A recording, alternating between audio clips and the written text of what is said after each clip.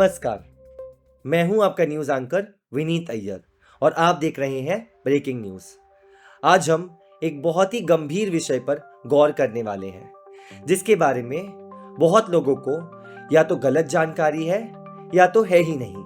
जी हाँ, मैं बात कर रहा हूं ऑर्गन डोनेशन यानी अंगदान की। तो चलिए हम गौर करते हैं ऑर्गन डोनेशन के कुछ ज़रूरी और विशेष मुद्दों पर।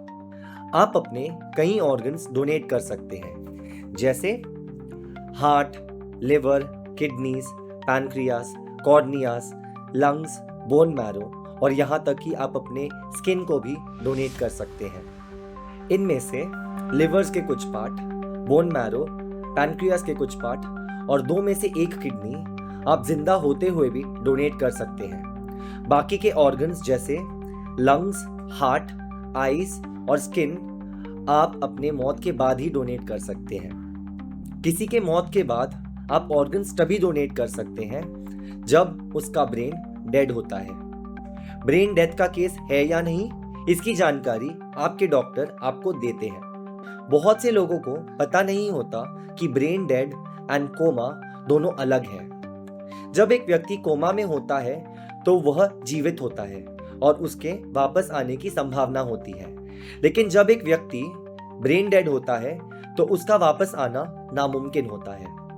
जब आप जिंदा होते हुए ऑर्गन्स डोनेट करते हैं तो पहले आपका मेडिकल टेस्ट और इवैल्यूएशन किया जाता है, यह देखने के लिए कि क्या रिसीवर आपसे मेडिकली कंपैटिबल है या नहीं।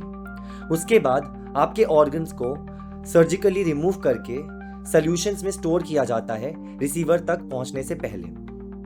मौत के बाद ऑर्गन डोनेट करने की प्रोसेस थोड़ी अलग होती है।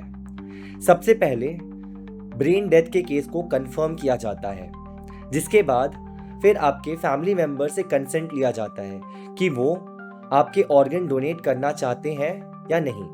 इसीलिए जब आप एक ऑर्गन डोनर बनने का निर्णय लेते हैं तो आपके परिवार को इसकी जानकारी होना बहुत ज़रूरी है।